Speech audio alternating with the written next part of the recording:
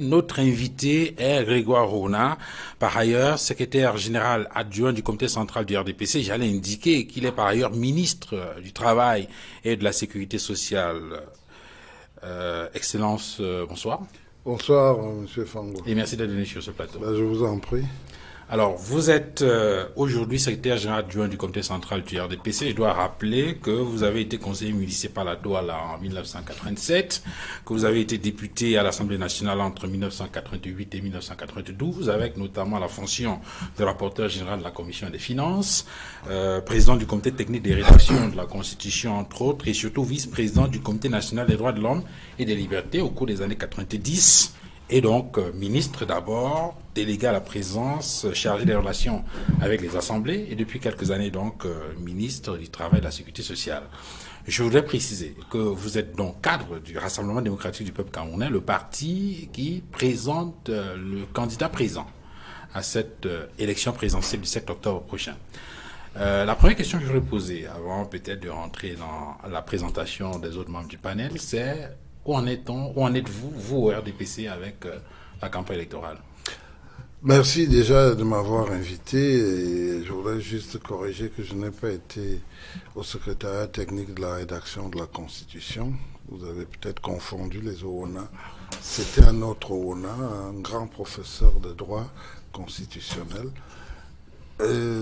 Où en est-on avec la campagne électorale du RDPC? La campagne électorale du RDPC pour le candidat Paul Biya est en train de se dérouler très bien et tire à la fin comme la campagne. Vous avez vu, nous avons commencé par les meetings. Nous en avons pas fait beaucoup, mais nous en avons fait 360 le jour de la clôture dans toute l'étendue du territoire et quelques-uns à l'étranger. 360 meetings dans toutes les communes du Cameroun.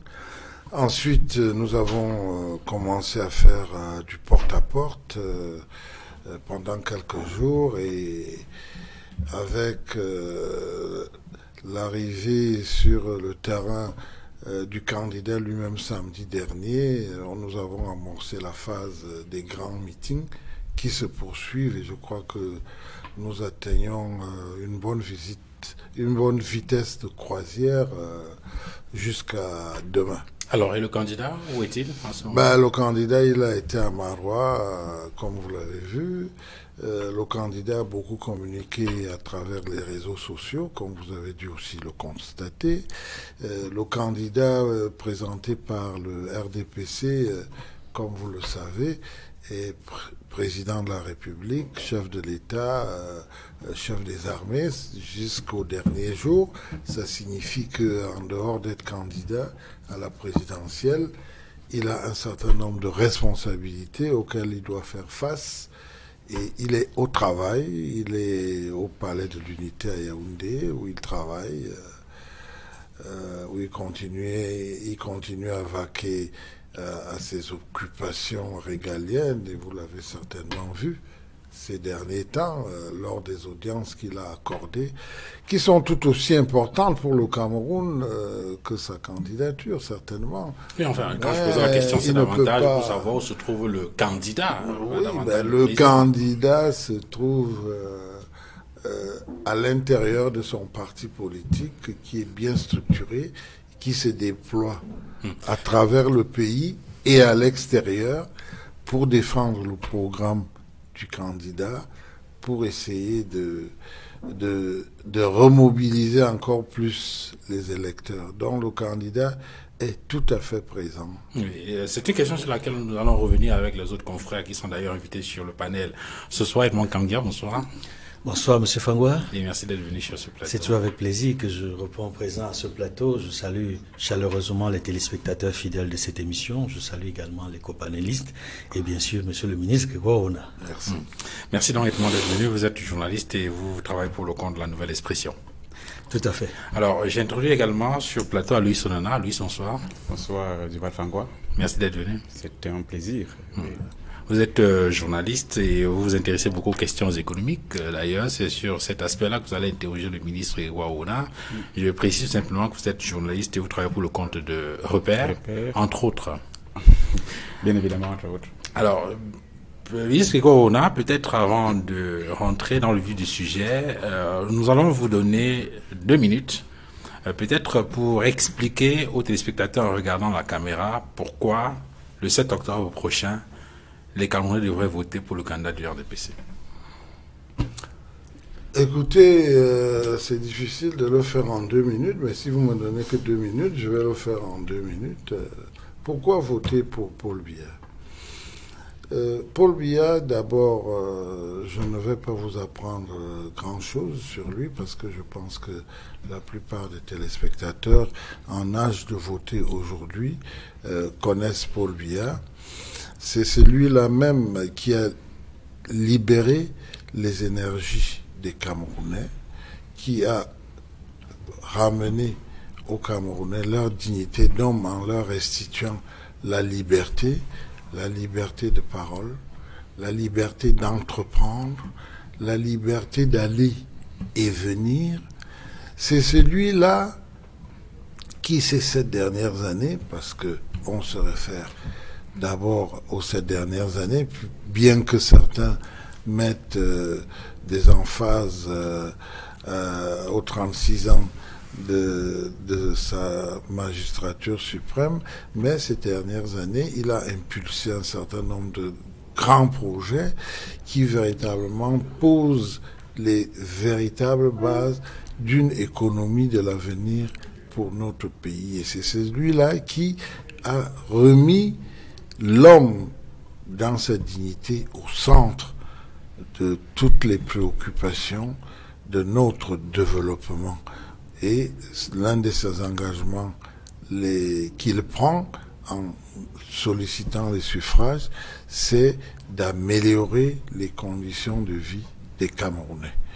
Voilà un peu comment je peux résumer en 2 minutes, si ce n'est pas en moins, pourquoi il faut aller voter pour le président Biya, au-delà de toute la confiance qu'il inspire aujourd'hui à travers le monde, pas seulement à travers les Camerounais. Ministre Corona, je voudrais qu'on ouvre cet échange par la place du Cameroun dans la sous-région et dans le monde.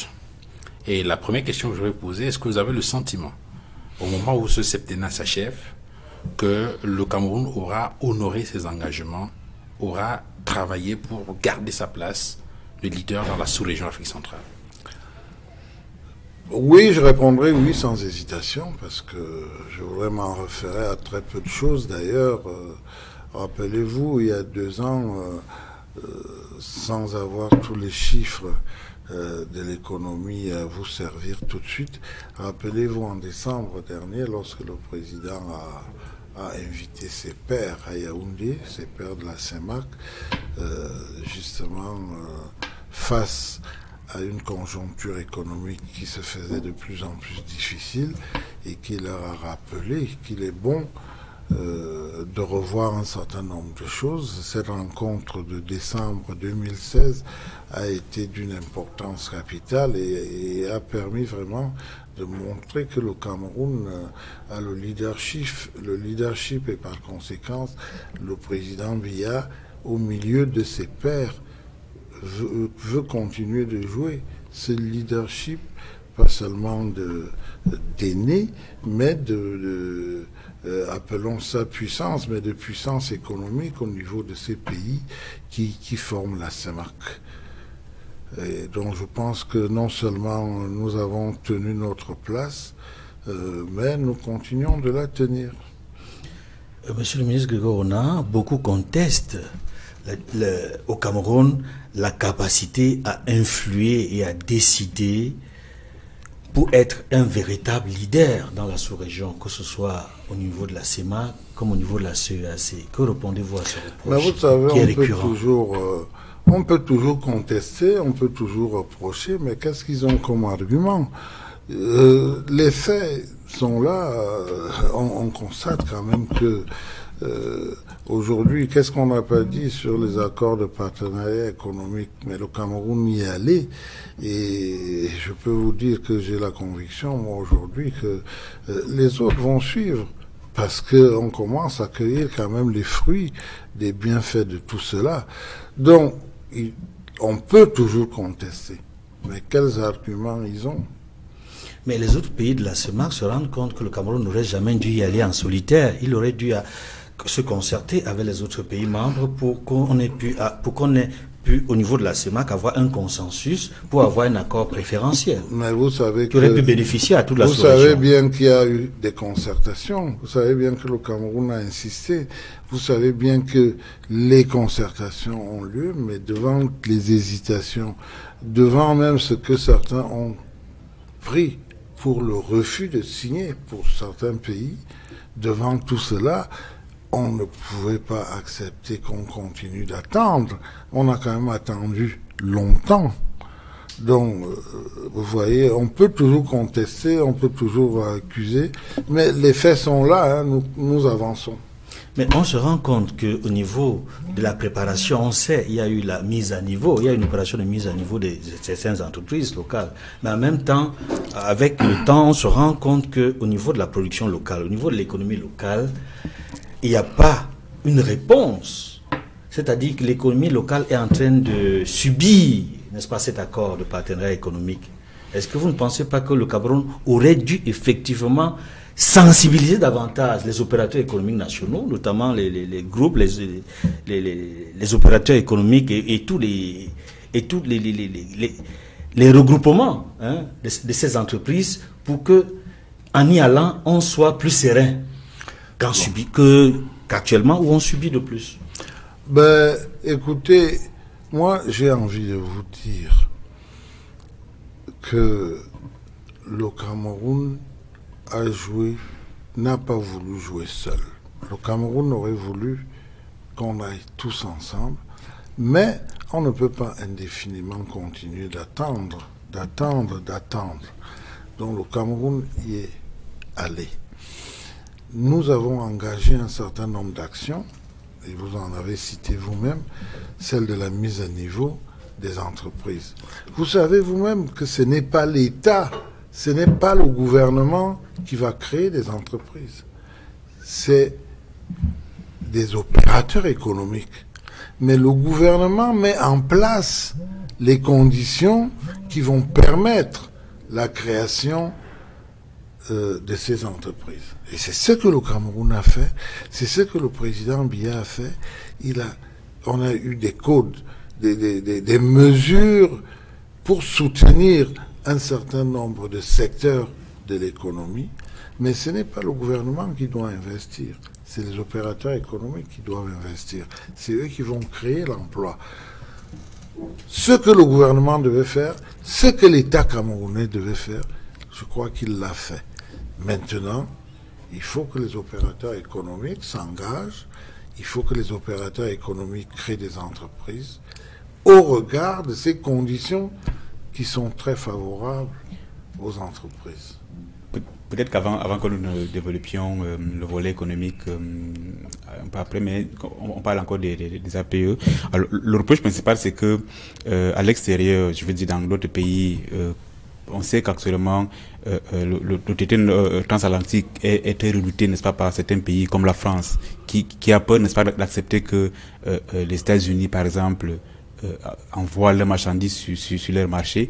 Et on se dit, mais pourquoi donc ailleurs on a encore peur d'ouvrir les frontières et localement on a accepté d'ouvrir les frontières. C'est un peu ça le reproche. Est-ce que justement on n'a pas commis une erreur en ouvrant alors qu'on sait que localement on a encore des entreprises qui peinent à convaincre dans certains domaines? Vous savez... Est-ce qu'on n'a pas mis la charrue avant les bœufs? Non, je ne pense pas. Parce que il n'y a pas un temps T où on va dire, bon, maintenant le temps T est arrivé, on peut créer des entreprises. Il a fallu que le gouvernement mette en place des conditions. Les conditions sont là. Est-ce qu'on a besoin de dire, bon, on va attendre que les entrepreneurs, les hommes d'affaires, les opérateurs économiques soient prêts pour créer des entreprises? On ne va pas attendre cet instant non plus. Il faut que chacun, dans son rôle, fasse au mieux ce qu'il a à faire. Et c'est pour ça que je voudrais dire, de la même façon que le gouvernement a mis en place, parce que si on revient loin derrière dans l'histoire, vous verrez que le Cameroun a toujours été assez prudent. Vous savez, la SNI qui existe aujourd'hui, l'idée de la SNI, c'était quoi? L'idée de la SNI, c'est qu'il n'y avait pas des opérateurs économiques qui avaient suffisamment de moyens pour investir dans les industries. Donc l'État s'est lancé. Mais en fait, l'État devait se retirer, ce qui n'a pas pu encore être le cas. Donc, aujourd'hui, certains opérateurs ont saisi la balle au bon, parce que vous avez dû voir, il y a pas mal d'entreprises qui ont signé avec l'agence de promotion des entreprises, qui sont en train d'investir sur la base de tous ces accords qui ont été signés. Monsieur le ministre, la diplomatie camerounaise se caractérise, en tout cas, c'est son ambition, d'être une diplomatie de présence, de rayonnement et de participation. On se rend compte depuis un certain nombre d'années que ce n'est pas toujours le cas, que le Cameroun est plus ou moins absent, ne participe pas, en tout cas que son chef d'État n'est pas au premier rang, là où se prennent des grandes décisions concernant le Cameroun, l'Afrique, à travers le monde. Est-ce que vous pensez que cette façon de faire fonctionner la diplomatie ne fait pas reculer davantage l'image du Cameroun? Non, je voudrais vous dire, par exemple, ça c'est un des domaines où le Cameroun a quand même eu quelques victoires au plan international, bien que vous pensiez que l'absence du chef de l'État fasse reculer. Non, parce que le Cameroun est un pays, le Cameroun est représenté en tout premier par son chef de l'État, mais le fait qu'un chef de l'État n'aille pas à une conférence ne signifie pas que nous sommes absents de cette conférence, et tout le temps, le chef d'État s'est fait représenter lorsqu'il ne pouvait pas y être, soit par son ministre des Affaires extérieures, soit par toute autre personnalité. Et c'est un des domaines où nous avons connu des succès importants. Quand vous allez au sport, aujourd'hui, nous avons eu pendant très longtemps Ayatou qui a été à la CAF des années durant au plan international. Vous savez vous-même qu'on n'a pas de succès dans ces domaines si on n'a pas le soutien de son pays. Vous avez Talba Mala qui est à la fédération, je ne parle pour le moment que de sport, Talba Mala qui est à la fédération du sport pour tous. Vous avez au Parlement panafricain Nkodo Dan qui est président. Vous avez à la Banque mondiale, on a des Camerounais qui ont connu des victoires dans beaucoup d'institutions internationales. On observe que la plupart Mais des vous ne Camerounais... pouvez pas dire que nous sommes absents ou que nous avons échoué dans ce domaine. Parce que l'État n'accompagne pas suffisamment les Camerounais qui aspirent à des fonctions importantes sur le plan international. Tous ces Camerounais, chaque fois que les Camerounais ont eu besoin d'aspirer à ces fonctions, l'État s'est fait fort, et je peux le dire, en particulier sous le régime de M. Paul Biya, l'État s'est fait fort de les accompagner. Moi je suis vice-président du comité olympique, Kalkaba a été président du sport militaire, il était que colonel, mais il a battu un général à des élections. Il a été accompagné par la diplomatie camerounaise. Donc, je dis, il y a plein de domaines qui m'échappent, mais je vous donne quelques petits exemples. Au-delà de cet accompagnement des Camerounais qui doivent porter l'étendard du pays à l'international, il y a eu récemment une affaire concernant des dames retenues au Koweït, et on a entendu le gouvernement annoncer qu'il y aurait un certain nombre de mesures à prendre pour voir de près exactement de quoi il est question. Aujourd'hui, est-ce qu'on peut être fixé? Mais il n'y a que quelques jours que cela a été dit, et le gouvernement est à l'œuvre pour voir ce que ça peut donner. Et le gouvernement a mis en place et a touché les représentations diplomatiques autour de cette affaire, a pris les mesures qui étaient les plus urgentes pour préserver les Camerounais qui étaient mis en cause. Donc, j'allais vous dire, l'affaire est très bien suivie par le gouvernement. Tout simplement. On ne peut pas juger en quelques jours on ne peut quand même pas juger si... Mais sur la célérité, vous ne trouvez pas que... Quelques jours, mais quand même... Monsieur le ministre, le gouvernement... Monsieur Fawa, quand même, il n'y a même pas une semaine, vous commencez déjà à être très frileux, là. Le gouvernement a annoncé que d'ici le 10 octobre au plus tard, elles seront de retour au pays. Est-ce que vous confirmez? Mais si le gouvernement a annoncé,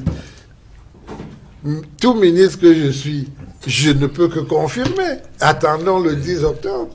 Oui, il y a une autre question qui préoccupe la diaspora camerounaise. Le chef de l'État est allé plusieurs fois à l'étranger, a rencontré la diaspora camerounaise, notamment en Europe, et leur a fait un certain nombre de promesses, parmi lesquelles le vote des Camerounais à l'étranger. On a pu l'obtenir, le vote. Mais il y a une autre question pertinente, préoccupante, qui est la question de régler la double nationalité. Jamais le Parlement ne s'est réuni pour régler cette question. Et ça, c'était pour le septennat qui vient de s'achever. Alors, pourquoi est-ce que cette question n'a pas été réglée? D'abord, M. Kamia, je voudrais vous dire qu'il faut rectifier que le chef de l'État a fait ses promesses. Les Camerounais, c'était au pavillon Dauphine, les Camerounais ont adressé des doléances au chef de l'État. Le chef de l'État a écouté les doléances. Il est revenu. Il les a mis toutes à l'étude. Il y en a une qui a abouti, celle du vote à l'étranger. L'autre n'a pas encore abouti, je dirais pas encore abouti. Je ne veux pas dire qu'elle aboutira, mais le chef de l'État l'a prise en considération. Pourquoi ça n'aboutit pas? Je vous dis qu'elle a été mise en étude. Si je vous demandais, malheureusement, c'est pas moi qui pose les questions, si je vous demandais pourquoi l'autre a abouti, vous ne saurez pas me répondre. En tout cas, ce n'est pas des questions urgentes. Tout ce que je peux vous dire, c'est que la demande est là.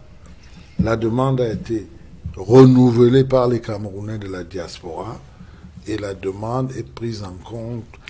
Mais si ça avait été réglé, ça aurait été un excellent élément de campagne pour cette élection présidentielle, notamment auprès de cette diaspora-là, monsieur le ministre. Mais ce n'est pas les excellents éléments de campagne qui manquent. Il y en a d'autres. Il a réglé d'autres problèmes. Si on ne s'en tient qu'à ces deux choses, vous demandez deux, on vous donne une, mais vous attendez pour l'autre. Il faut attendre, il ne faut pas désespérer, surtout que c'est pas une doléance elle n'est ni urgente ni impossible à réaliser. Donc moi je ne vais pas vous faire les promesses à la place du candidat, mais le candidat, je vous dis, a bien pris en compte cette doléance. Oui, c'est ce que je peux vous dire au jour d'aujourd'hui, à quelques heures des élections. Oui. Parmi les autres doléances, j'en citerai deux autres qui font l'objet d'une vive préoccupation des Camerounais de la diaspora. Ils souhaitent être représentés là où se prennent des grandes décisions au Cameroun, c'est-à-dire au Parlement camerounais. Ils voudraient avoir parmi les députés ou les sénateurs des Camerounais qui vivent à la diaspora. Et il y a des candidats qui ont de leur donner des places, des sièges à l'Assemblée nationale. Et curieusement, on n'en parle plus. C'est tout comme la question de transformer la direction des Camerounais de l'étranger en un secrétariat d'État chargé des Camerounais de l'étranger, ou un ministère tout au plus. Ou est-ce que la question est en réflexion, ça avance, le projet? Vous savez, monsieur Kamia, moi je suis toujours surpris devant ces Camerounais qui promettent qu'ils vont réduire le nombre de ministères et qui parallèlement vous annoncent d'autres ministères qui vont créer qui n'existent pas. Alors, je me demande, peut-on vouloir une chose et son contraire en même temps? Alors, pour le moment, il faut savoir, ce n'est pas la représentativité qui pose un problème vraiment au Camerounais. Les choses vont certainement évoluer dans l'avenir, mais j'ai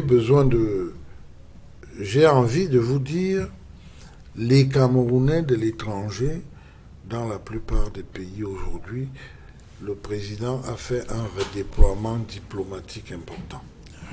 Et ce redéploiement diplomatique, qui nous a d'ailleurs aidé pour beaucoup dans les succès diplomatiques que le Cameroun a eu, et coûte un prix.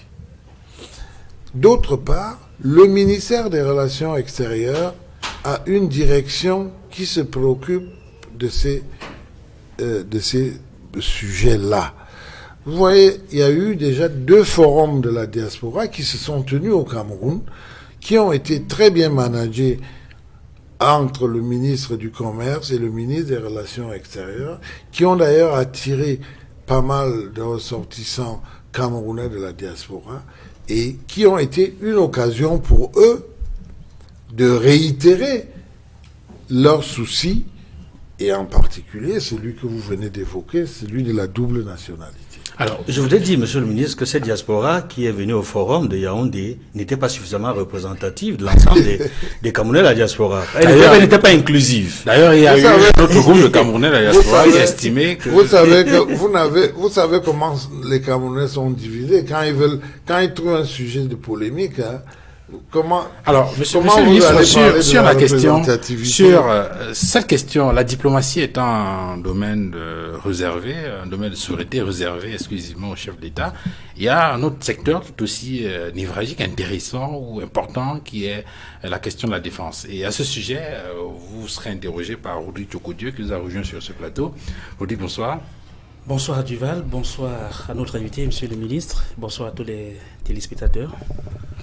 Alors donc, vous allez voir avec le ministre sur les questions de défense. On parlait de diplomatie tout à l'heure, et on a bien vu que, justement, à ce niveau-là, il y a eu, je crois, un certain nombre d'accords, si on peut le dire, qui ont été passés avec des pays voisins pour faire face à des questions de sécurité, notamment dans la lutte contre Boko Haram. Tout à fait. Qu'il s'agisse de la lutte contre Boko Haram, de la préservation de la sécurité dans le golfe de Guinée, avec un certain nombre de pays, on remarque effectivement que le Cameroun est passé à l'offensive. Ce qui me permet de vous poser la question, monsieur le ministre, concernant précisément cette lutte contre Boko Haram, qui a donné naissance à la création de la 4e région militaire. Et la lutte contre les sécessionnistes qui a donné naissance à la création de la 5e région militaire. C'est-à-dire que c'est après chaque lutte, ou après chaque difficulté, que nous nous rendons compte qu'il y a une inadéquation entre la coordination des troupes sur le terrain et les centres de commandement, qui sont pour la plupart du temps assez loin. Est-ce qu'aujourd'hui, ce ne serait pas plus simple pour l'armée camerounaise d'avoir 10 régions militaires qui correspondent aux 10 régions du pays? Ben, ça, c'est votre lecture de la situation. Vous estimez qu'on a réagi parce qu'on pensait que c'est votre lecture. Je la respecte, je vous l'accorde. Mais je ne suis pas sûr que ce serait peut-être plus simple d'avoir 10 régions militaires. Je ne sais pas combien ça va coûter. Je ne sais pas ce que ça implique en termes de techniciens militaires dont il faudra disposer. Est-ce qu'on dispose de tout ça? J'imagine que vous et moi, nous ne sommes pas très compétents pour apprécier ça sur ce plateau de télévision. Mais c'est une lecture que vous avez. Mais je pense que les spécialistes qui sont là, y compris le chef des armées lui-même, ont pu apprécier à un moment donné qu'est-ce qu'il fallait faire pour avoir une meilleure riposte. Je peux tout simplement, à mon avis, constater que, suivant les réajustements qu'ils ont faits, suivant les stratégies qu'ils ont mis en place, ils sont arrivés à des résultats positifs. Justement. Et les résultats sont là. Je crois que vous n'allez pas contester les résultats face à Boko Haram.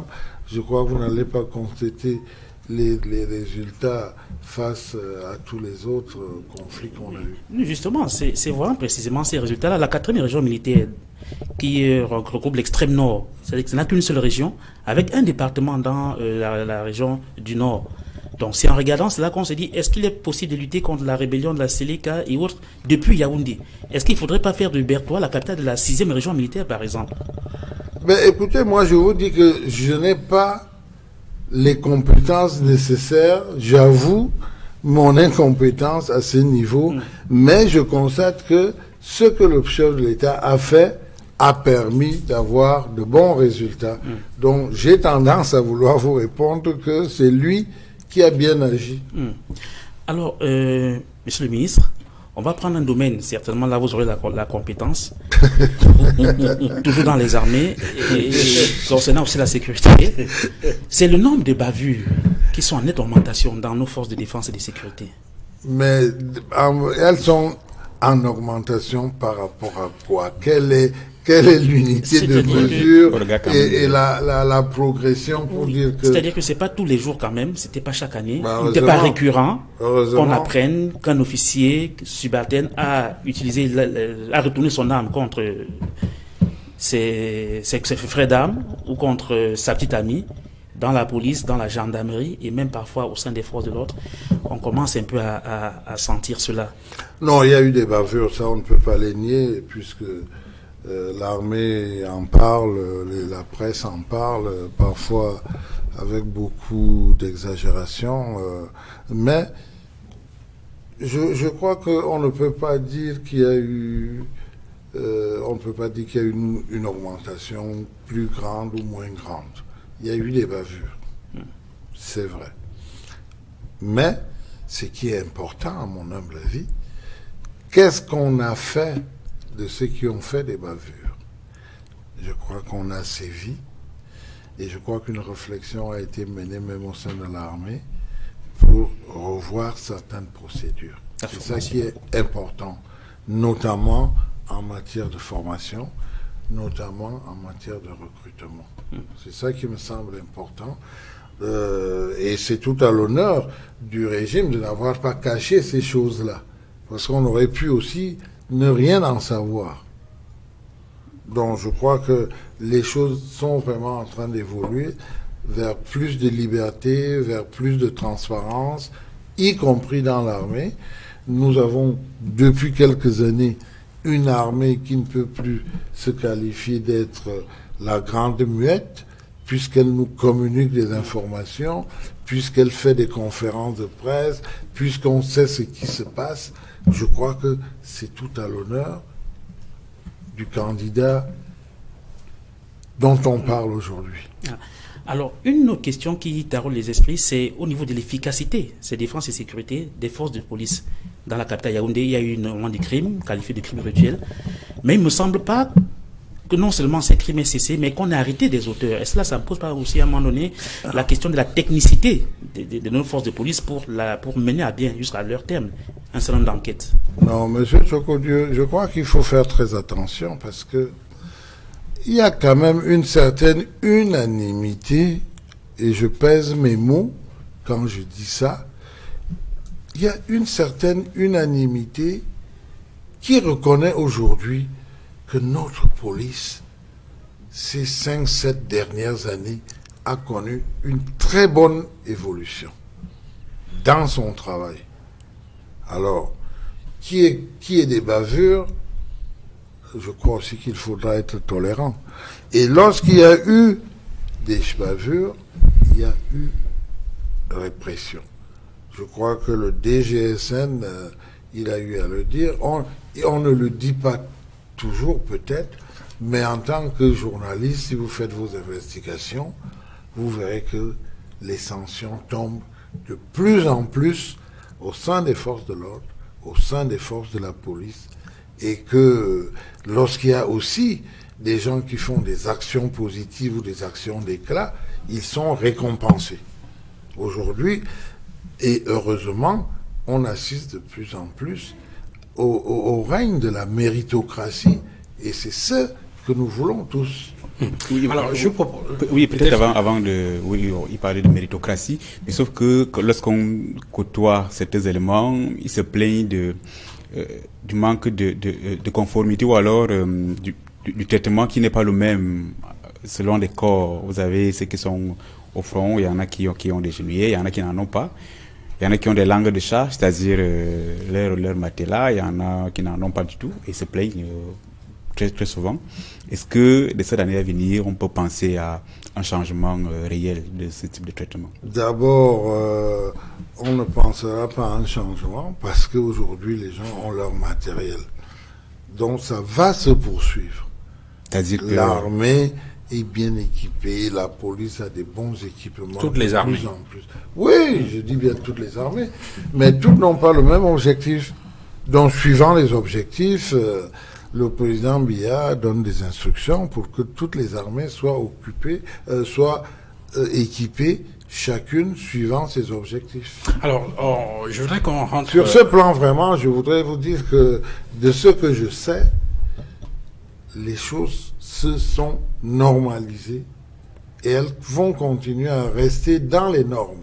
Alors, je voudrais qu'on reste avec Aloïs sur les questions économiques. On a évoqué un aspect tout à l'heure avec notamment les accords de partenariat. Peut-être revenir maintenant sur la question de la croissance économique avec notamment le fameux DSE.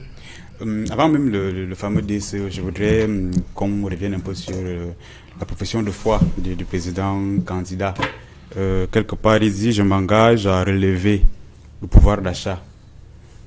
Monsieur le ministre, c'est une question qui touche sur plusieurs éléments de l'économie. Quand on parle de relever le pouvoir d'achat, ça veut dire qu'on peut soit revoir le SMIC, qui est très décrié aujourd'hui. On peut par exemple aussi revoir les impôts, les taxes. On peut aussi revoir les salaires. Et surtout également, ça demande qu'on revoie l'industrie locale pour que l'argent qui sera entre les mains des citoyens ne se retrouve pas en train d'aller à l'extérieur. Lorsque le candidat Paul Biya dit qu'il s'engage à relever le pouvoir d'achat, concrètement, qu'est-ce qui est dans le pipe? Alors, concrètement, oui, c'est très important parce que ça fait partie des priorités, c'est-à-dire améliorer les conditions de vie de chacun d'entre nous. Ça veut dire que, premièrement, il crée les conditions d'une économie libérale et communautaire, de telle sorte que chacun puisse véritablement se mouvoir. En ce qui concerne, par exemple, les jeunes entrepreneurs, il y a un certain nombre de projets de financement. Vous savez que le financement a été pendant très longtemps une des grosses faiblesses. Il y a des conditions de financement qui sont créées, des conditions de projets qui sont créés par plusieurs ministères qui peuvent donc aider les jeunes à entrer dans la vie active. Ensuite,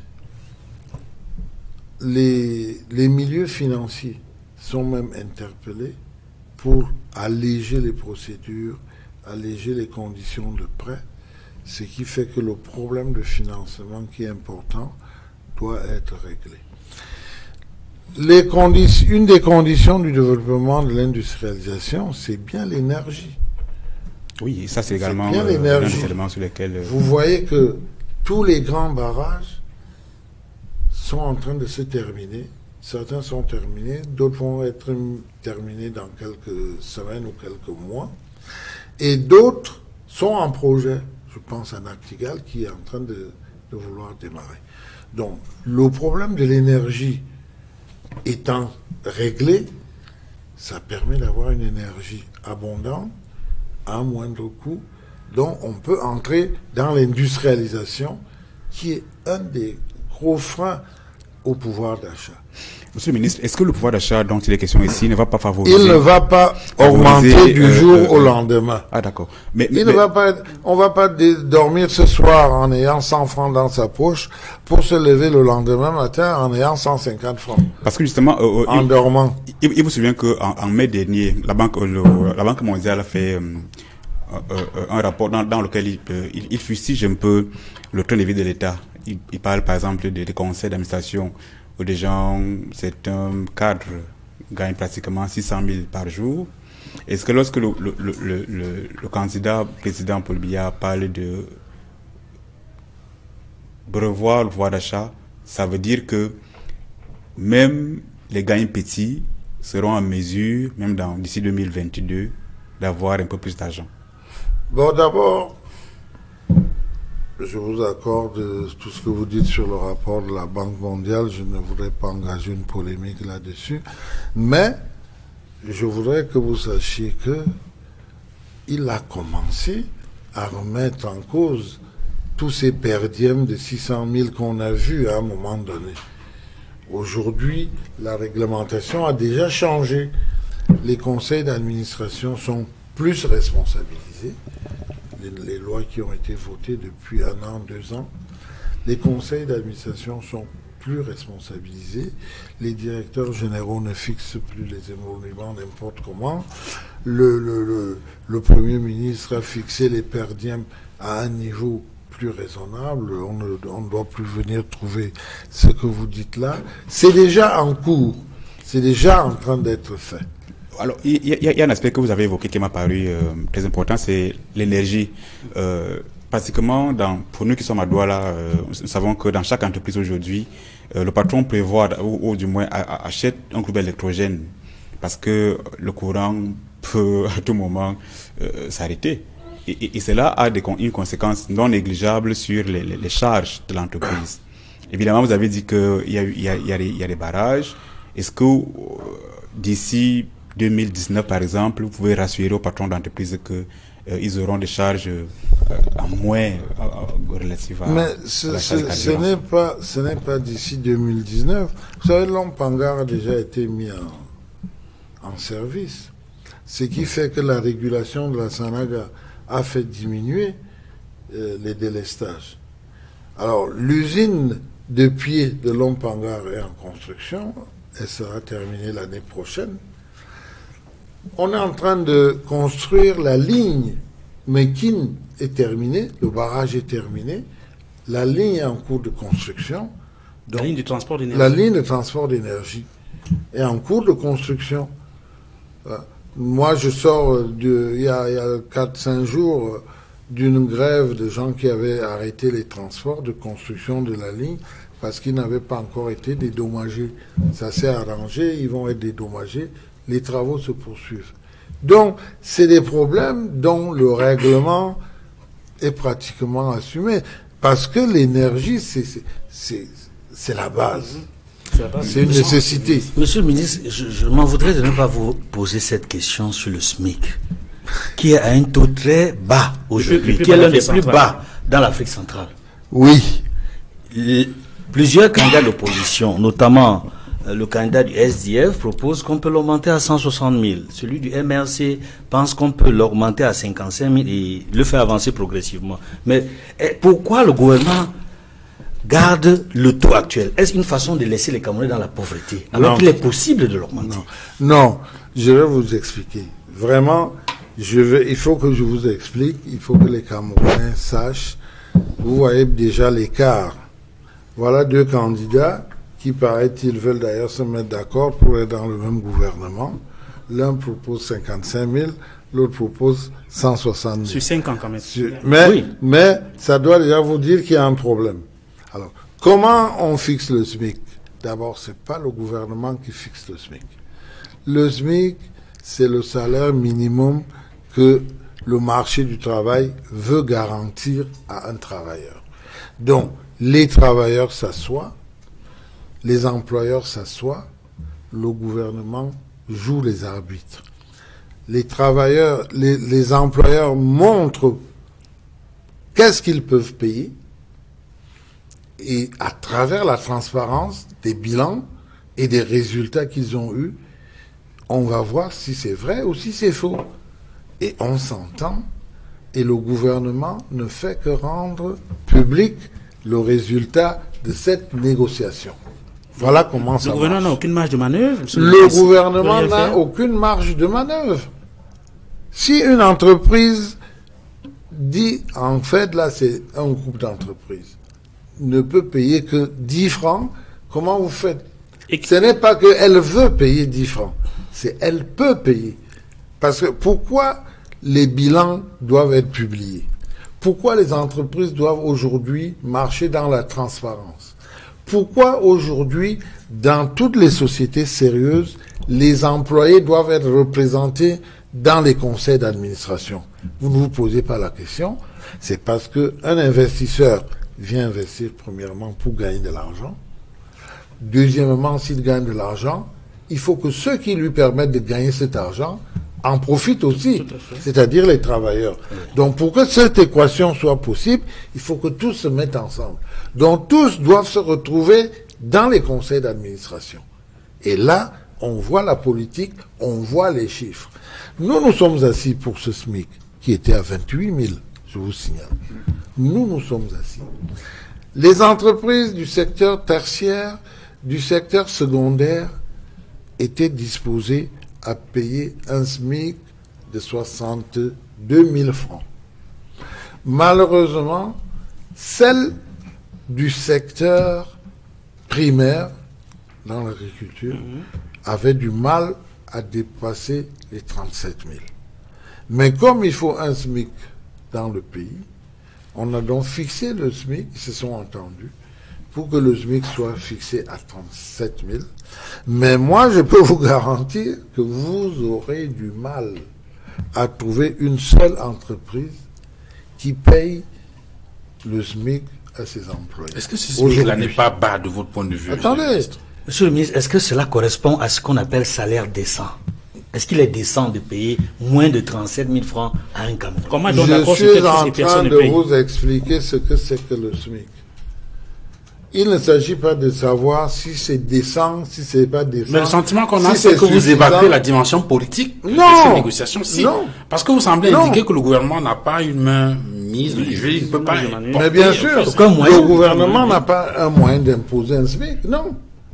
Je vous dis, c'est ça. Et monsieur le ministre. Mais c'est le salaire qu'on paye qui est le produit d'un travail. Une entreprise produit du travail et gagne de l'argent.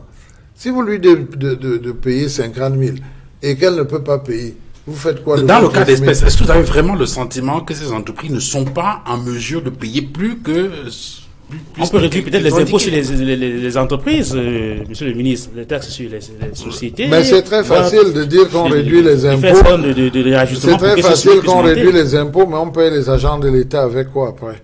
Monsieur le ministre, justement, je voudrais revenir justement sur votre engagement, du moins l'engagement de votre candidat donc, à avoir le pouvoir d'achat.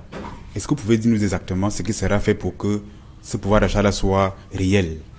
Mais pour que ce pouvoir d'achat soit réel, il va se voir à travers l'économie qui va être plus florissante. C'est de ça qu'il s'agit. Si les entreprises sont prospères, elles créent plus d'emplois, elles gagnent plus d'argent, elles augmentent les salaires. Et nous avons commencé à faire ce travail. Depuis, nous avons négocié en moins de 5 ans une quarantaine de conventions collectives. Et dans ces négociations de conventions collectives, vous avez des augmentations de salaires qui ont varié de 3 à 15%. Donc, les conventions collectives aujourd'hui ont permis d'accroître le pouvoir d'achat et il y en a d'autres qui sont en cours de négociation. Elles vont continuer à permettre ce pouvoir d'achat de croître parce que on met les entreprises dos au mur pour qu'elles ne continuent pas seulement de gagner de l'argent pour elles, mais qu'elles négocient avec les travailleurs pour qu'il y ait des augmentations de salaire. C'est de ça qu'il s'agit. Je vous propose, messieurs, de marquer une pause de quelques secondes et puis juste derrière, nous allons rentrer dans la deuxième partie de cette émission. Nous allons évoquer entre autres la question de l'emploi, du travail. Notre invité, bien évidemment, est secrétaire général adjoint du comité central du RDPC, mais davantage ministre du Travail et de la Sécurité sociale. Et nous allons évoquer avec lui les questions de travail, d'emploi et en tout cas tout ce qui touche au social. C'est juste derrière cette transition.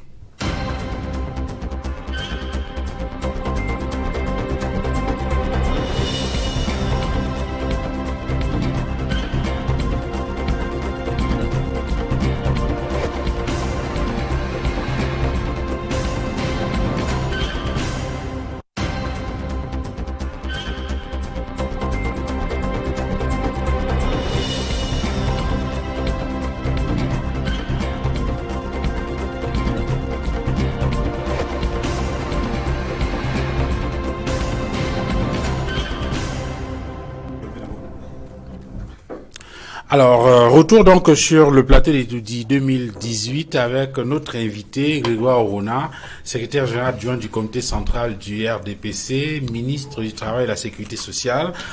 C'est donc notre invité dans le cadre de cette émission pour évoquer avec les invités, avec les intervieweurs, donc la politique du président candidat. Peut-être une esquisse de bilan pour le septennat qui s'achève et peut-être jeter les bases base pour le prochain mandat, au cas où le président Biya est donc reconduit à la magistrature suprême au terme de l'élection présidentielle du 7 octobre prochain. Ministre Grégoire Ouna, nous allons poursuivre sur la même lancée, peut-être avec Aloïs, une question peut-être sur l'agriculture, peut-être l'aspect économie, et puis on continue sur les questions de société. Oui, justement, parce que dans la profession de foi, je pense qu'on peut lire « Je m'engage à accélérer l'avènement de l'agriculture de seconde génération par la facilitation de l'accès au crédit et le développement des chaînes de valeur ». Monsieur le ministre, c'est une question très importante parce que on a pratiquement en moyenne 17 millions de terres arables, mais le Cameroun importe en moyenne 300 000 tonnes de maïs chaque année. Nous importons en moyenne également, nous dépensons en moyenne 500 milliards uniquement pour acheter du riz et parfois aussi du poisson. C'est pratiquement du soja, c'est 10 milliards chaque année qui est dépensé pour l'achat du soja. On est présenté comme le champion de l'économie dans la sous-région, mais on dépend du Gabon pour consommer de l'huile de palme, concrètement. Oh, disons que je ne voudrais pas être que vous soyez aussi sévère en disant qu'on dépend du Gabon, parce que il y a quelques mois seulement qu'on importe quelques bouteilles d'huile de palme du Gabon. Mais je voudrais dire que pour le président de la République, pour le candidat Paul Biya, l'agriculture est un levier très important que nous devons développer. Mais rappelez-vous, le gouvernement met en place des politiques. Il faut absolument que les Camerounais adhèrent et suivent ces politiques si on veut que les choses deviennent réalité. Ce n'est pas le président qui définit la politique, qui la met nécessairement en œuvre. Rappelez-vous au début, lorsque la décision de faire du travail de bureau à mi-temps avait été prise. Une des raisons qui soutenait cette décision, c'était qu'on voulait donner à chacun, y compris les habitants des villes, de la possibilité de disposer de 1, 2, 3 heures de leur après-midi pour faire au moins du jardinage, pour faire leur auto-alimentation autour de leur maison. Est-ce que les Camerounais sont vraiment des agriculteurs, bien qu'ils soient tous fils d'agriculteurs? Ont-ils vraiment le cœur à faire l'agriculture? Mais c'est une source énorme de revenus. Vous avez évoqué des chiffres énormes. Mais le président, avant même d'en faire une priorité, il fait de l'innovation une grande priorité. L'innovation dans l'agriculture. Allez voir ce que l'IRAD fait comme recherche. Allez voir ce que l'IRAD fait. Et le président s'engage à donner encore davantage de moyens à l'IRAD pour que les Camerounais puissent bénéficier encore plus de bonnes semences, donc pour accroître la productivité, pour accroître leurs revenus. Alors, si il finit de parler et nous ne faisons pas ce que nous devons faire, comment expliquez-vous? Je vais prendre un exemple. Vous me direz peut-être que ce n'est pas le bon exemple, mais c'est un exemple qui vaut ce qu'il vaut. À un moment donné, la production du cacao du Cameroun était la même que la production du cacao de la Côte d'Ivoire. Aujourd'hui, la Côte d'Ivoire produit plus de 2 millions de tonnes et nous avons du mal à atteindre ou à dépasser les 300 000 tonnes. Ce n'est pas M. Houphouët-Boigny qui leur avait dit « Faites du cacao la culture de tout le monde ». Ce n'est pas lui qui allait faire les plantations qui produisent 2 millions de tonnes aujourd'hui. C'est les Ivoiriens. Alors, on sait tous que nous importons le riz. On sait tous que en faisant du riz chez nous, nous allons faire des économies. Alors, qu'est-ce qu'on fait? Il faut qu'on fasse... Monsieur, c'est un problème. Donc, je dis, ce n'est pas une question... Le président a montré le chemin. Alors, monsieur le ministre, le président a montré le chemin et je me réjouis de constater que vous êtes en train de me dire que le président Biya a montré le bon chemin. Et personne n'a suivi. Alors, je ne dis pas personne. Monsieur le ministre, Monsieur le ministre, oui, d'abord. Il faut qu'on suive le je chemin. vous en prie, monsieur le ministre. Le président la plus envisage une agriculture de seconde génération, mais en même temps, on abandonne les tracteurs dans les buissons. On n'a pas abandonné. De quoi Plus de s'agit-il, monsieur le ministre? 90% de ces tracteurs ont déjà été... 800 ont été distribués. 800 sur combien? Euh, Il est bon que nous, les Camerounais, il faut qu'on accepte et qu'on apprenne à travailler ensemble. On se met ensemble et on achète un tracteur et on organise des coopératives, des GIC et on achète un tracteur. Bien, écoute. C'est de ça qu'il s'agit. L'organisation, le Cameroun de Paul Biya a mis en place des mécanismes. Appliquons ces mécanismes, tout simplement. Vous croyez que ceux qui vous font des promesses fallacieuses, là, ils vont venir faire quoi? Et justement, En fait, ils disent que puisque personne n'a suivi, il faut peut-être changer le paradigme, c'est ce qu'ils disent. Mais alors, le changement de paradigme, en quoi consiste-t-il? Je ne vous demande pas, c'est à eux qu'on posera cette question. Alors, je vous prie. Ils n'ont rien à changer. Alors, je parlais Parce qu'ils sont encore. allés piquer quelque part dans les politiques du DSCE que vous avez vous-même évoqué. C'est là-dedans qu'ils ont piqué. C'est dans le libéralisme communautaire qu'ils ont été piqués des trucs et ils proposent ça. Mais ils ont la volonté de l'appliquer, monsieur le ministre. Vous ne l'appliquez pas. Nous l'appliquons. Vous le proposez, mais vous l'appliquez pas. Nous Monsieur le ministre, l'appliquons. alors, je parlais des champs qui ne se font pas, des grands champs industriels. C'est pas à Bonanjo ou bien au cœur de Yaoundé, par exemple. Il faut aller dans l'arrière-pays. Absolument. Mais sauf que les routes, il n'y en a pas, par exemple. Ça, vous le savez, j'imagine. Il manque de routes. Et puis, la réforme agraire. Quelle est votre stratégie les 7 années à venir pour que la terre soit accessible et que les routes soient, on passe de 6770 actuellement à un peu plus pour que tout le monde puisse faire un champ. La terre est accessible, mais vous êtes resté dans les schémas d'autrefois. Je regrette de vous dire ça aussi brutalement. Vous êtes resté dans les schémas d'autrefois. La terre est accessible. Mais Bon, il n'y a pas de tout le temps. route. Je vous l'accorde. On a besoin de route. Et on a commencé un programme de route quand même. Quand même. Il faut voir. On ne fait pas une économie parce que c'est pas le verbe. C'est du concret là. Pour faire une route, il faut payer de la pierre. Il faut creuser de la terre. Il faut des engins. Ce n'est pas du verbe, tout simplement. Donc, il y a un programme de route, les routes sont en train de se faire. Ce n'est pas ce qu'il y avait il y a 20 ans qu'il y a aujourd'hui, ce n'est pas ce qu'il y avait il y a 7 ans qu'il y a aujourd'hui. Les statistiques montrent qu'on est en train de monter en puissance et on a amélioré les conditions d'entretien en faisant des contrats plus réguliers et un entretien plus régulier des routes. Donc, les choses ne vont que s'améliorer. Alors, monsieur le ministre, je vous prie de recevoir, d'accueillir sur le plateau Thierry Nyopé. Thierry, bonsoir. Bonsoir Duval, bonsoir également au ministre, que nous avons le plaisir de recevoir sur ce plateau. Alors, avec le ministre, donc, vous allez évoquer les questions d'emploi, d'abord, et peut-être par la suite d'autres questions en rapport avec l'éducation et la santé. C'est comme moi que je ne reviendrai pas sur la situation des filles au Koweït, mais je me permettrai quand même de poser une question, c'est de savoir au ministre. Monsieur le ministre, est-ce qu'il vous arrive de trouver du sommeil quand vous voyez au quotidien des milliers d'Africains, notamment de Camerounais, mourir dans la Méditerranée à la recherche des conditions favorables de survie?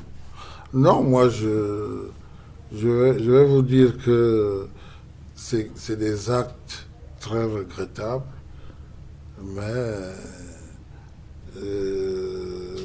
si vous voulez que je réponde directement à votre question, il faut quand même que je retrouve mon sommeil pour que le lendemain, j'ai le temps, j'ai la force de continuer à réfléchir pour que cela n'arrive plus. Oui, mais cela démontre quand même que le gouvernement de la République que vous servez depuis plusieurs années maintenant a quelque peu échoué au niveau de la mise en place des politiques cohérentes en vue de garantir à la jeunesse.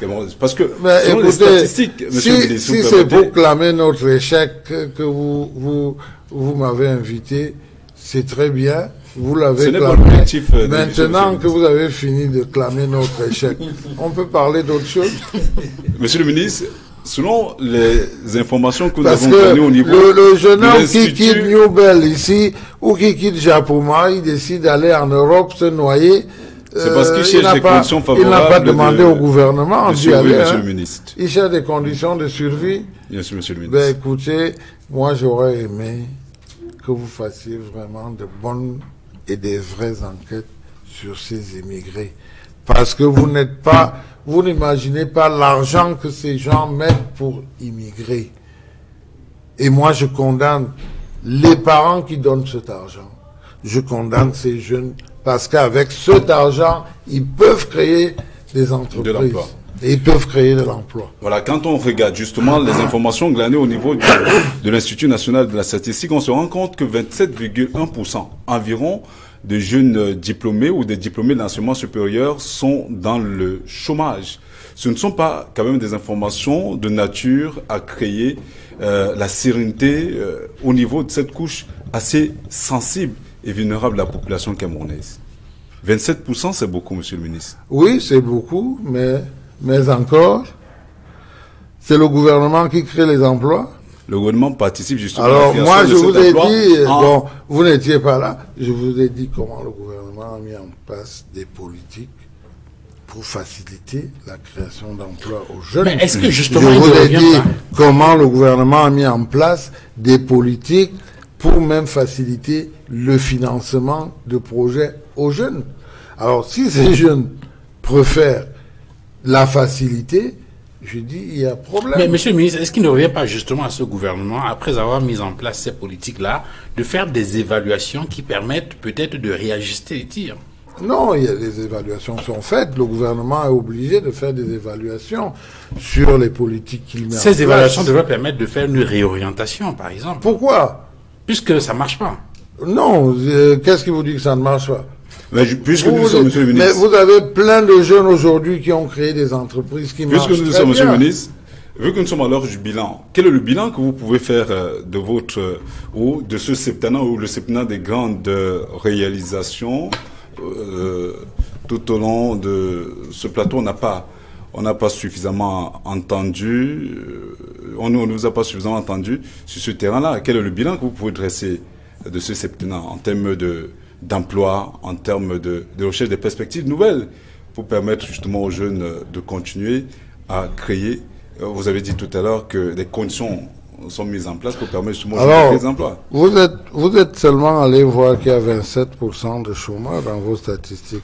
Vous n'avez pas lu dans ces mêmes statistiques qu'en 6 ans, il y a eu 2 300 000 emplois qui ont été créés.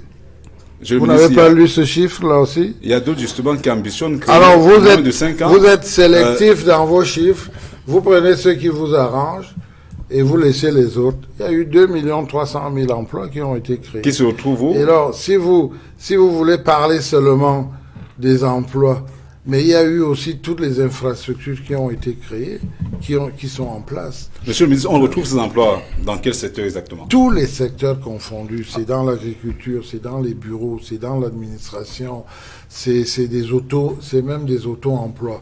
Vous avez des jeunes chefs d'entreprise qui ont créé 1, 2, 3 emplois dans des PME.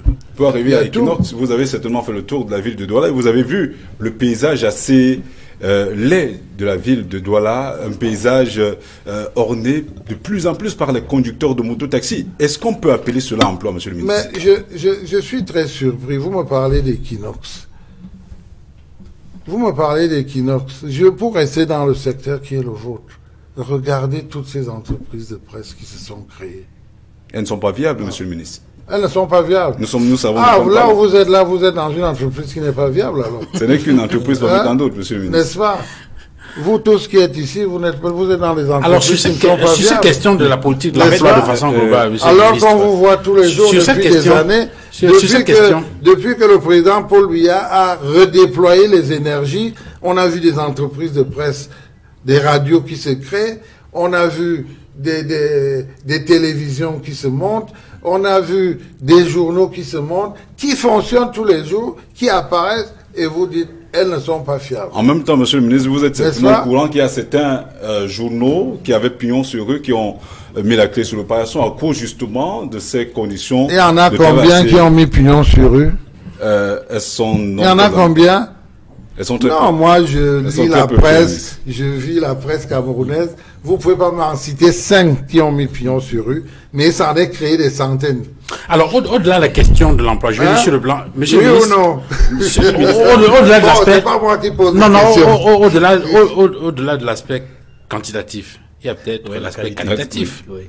Vous êtes l'un des promoteurs, sinon peut-être le initiateur du travail décent. Descend. Oui. Est-ce que vous avez le sentiment que les Camerounais travaillent de façon décente? Alors, je vais vous dire, moi, j'ai visité ce matin, ici même à Douala, 2 entreprises qui font du travail décent, leur cheval de bataille, et le travail est décent. On ne peut pas dire que dans les milliers d'entreprises que compte le Cameroun, le travail est décent, mais la plupart des entreprises aujourd'hui, et c'est ça aussi notre rôle, c'est de faire en sorte qu'ils avancent vers le travail décent. C'est quoi le travail décent? Il y a une définition, parce que j'ai peur qu'elle ne soit dans votre tête, mais qu'elle ne soit pas la définition que nous connaissons tous. Un travail décent, c'est quoi? C'est d'abord avoir un emploi, c'est d'avoir la possibilité de défendre ses droits, donc vous pouvez entrer dans un syndicat, vous pouvez vous organiser, c'est d'avoir un salaire, c'est d'avoir une protection sociale. Voilà, c'est la définition de l'Organisation internationale du travail. Ce n'est pas d'avoir un gros salaire, parce que c'est à ça qu'on pense tous quand on parle du travail décent, mais c'est ces choses-là qui doivent être réunies et qui garantissent la dignité humaine de chacun d'entre nous. Puisque vous parlez justement de sécurité sociale, vous faites le tour des entreprises, vous l'avez souligné tout à l'heure, et vous êtes ministre du Travail et de la Sécurité sociale. Est-ce que, pour vous, les Camerounais sont suffisamment inscrits à la CNPS? Est-ce que des mécanismes en même temps sont mis réellement sur pied par le gouvernement, que vous savez, pour non seulement les mécanismes ont été mis en place, mais c'est encore les Camerounais eux-mêmes qui sont complices de ne pas appliquer ces mécanismes-là. Tout Camerounais qui travaille dans une société doit être affilié à la CNPS.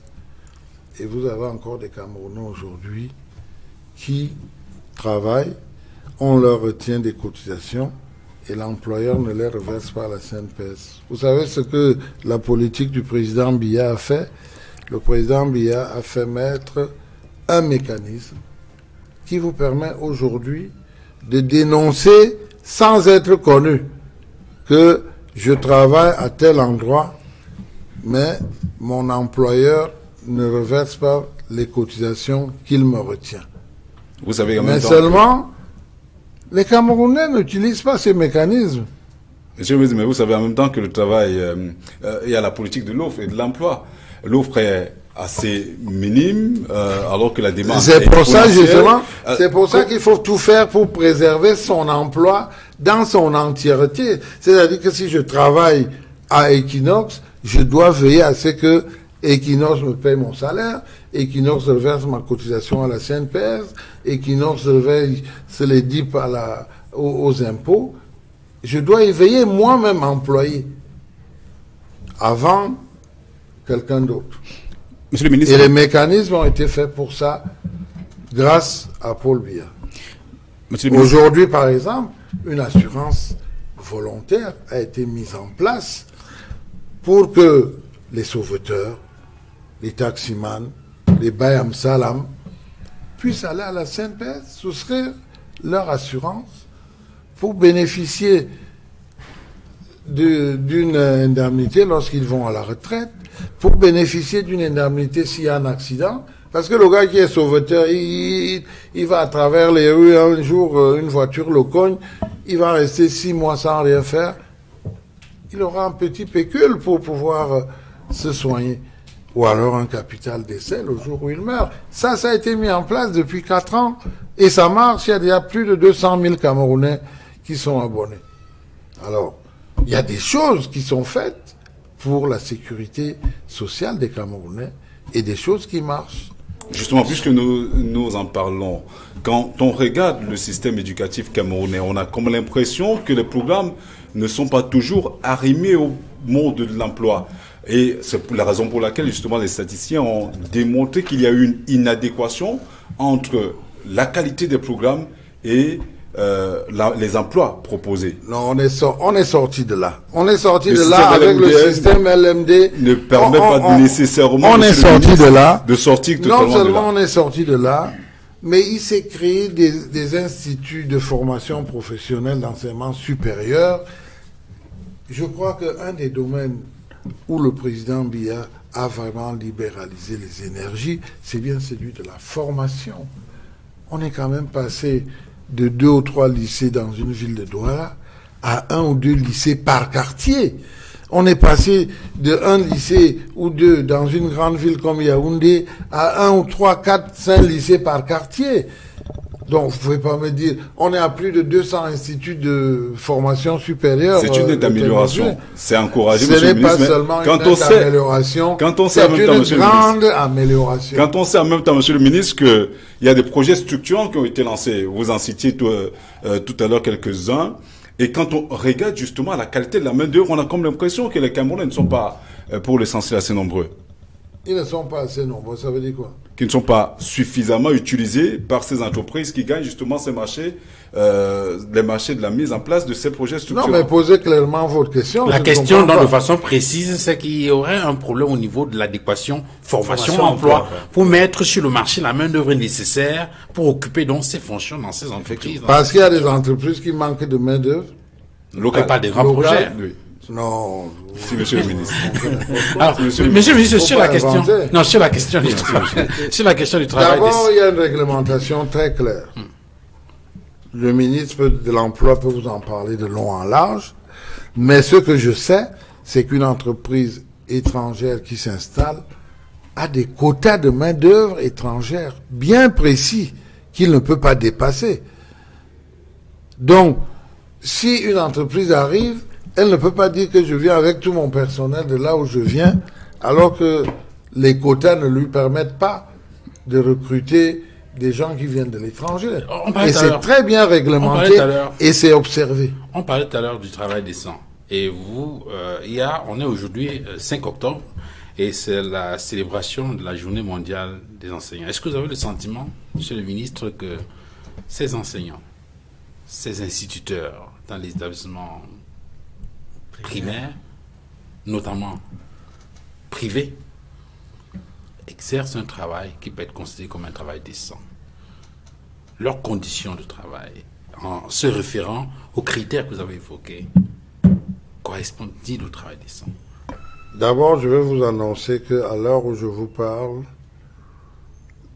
nous sommes en train de négocier la convention collective de l'enseignement privé, c'est-à-dire ce dont vous parlez exactement. Ils vont certainement voir leurs conditions bien améliorées. C'est quelque chose qui se négocie depuis quelques mois. On va en avoir quelques indications. C'est encore eux-mêmes qui ont d'ailleurs ralenti le processus parce qu'ils voulaient d'abord savoir la subvention que l'État donne à l'enseignement. Et maintenant que la subvention a été définie, je crois que la convention, les réunions reprennent la semaine prochaine. C'est pour vous dire que ce n'est pas un aspect qui nous a échappé et on n'a pas l'intention de faire que les enseignants restent en marge. Est-ce qu'on peut avoir une indication sur les délais concernant cette convention collective? On ne peut jamais vous donner un délai sur des négociations. Peut-être une perspective permettre de voir. Vous savez pourquoi je pose la question. Les gens se mettent sur une table de négociation. Ils peuvent négocier les choses en 2 jours, comme ils peuvent les négocier en 2 ans. Vous savez pourquoi je pose la question? Vous savez qu'il y a un autre sujet qu'on appelle le Forum national d'éducation, qui a été annoncé depuis plusieurs... Ah oui, vous en parlez très souvent de ce forum. Et ça concerne bien évidemment, la question de l'éducation et donc de la préoccupation. Non, je vous dis, c'est une négociation. Ce que je peux vous dire, c'est que tout le monde est là d'accord de reprendre les négociations qui avait été arrêté. Une date a été arrêtée, je ne me rappelle pas de la date, sinon je vous l'aurais annoncé ici, mais je sais que c'est après les élections. Je ne sais pas si Aloïs voudrait, avant qu'on évoque... Puisque nous parlons de questions d'emploi, très souvent on a vu certains employés, ex-employés d'entreprises aujourd'hui en faillite manifester, réclamant leurs droits. Monsieur le ministre, est-ce que on pouvait leur dire que d'ici la fin du septennat ou d'ici 2 ans, 3 ans, ils auront solution à leurs problèmes? Non, le problème des gens qui n'ont pas pu avoir leurs droits a été réglé en ce sens que le gouvernement s'est saisi de la dette. C'est le cas justement des gens à qui on a retenu de l'argent qui n'a pas été reversé et les sociétés ont fait faillite et les gens ont fui, sont partis. Étant entendu qu'il a été prouvé que ces gens avaient effectivement, leur argent avait été effectivement retenu, le gouvernement, après les vérifications, a donc décidé de prendre la dette à son compte et on a demandé à la CNPS d'étudier un mode pour que cette dette soit reversée à la CNPS qui pourra faire face. Donc c'est un problème réglé. C'est une des grandes réformes qui a été faite. J'en profite pour en parler. C'est la réforme de la CNPS, qui était un organisme dans le secteur bancaire jusqu'à il y a 7 ans. On a entrepris la réforme en 2012 de le placer dans les organismes de sécurité sociale, ce qui a permis d'abord d'améliorer la situation financière de la CNPS. Et au jour d'aujourd'hui, les finances de la CNPS se portent bien, les équilibres ont été rétablis et la CNPS va faire face à cette dette. Il parlait tout à l'heure, Aloïs, des grèves et puis des revendications.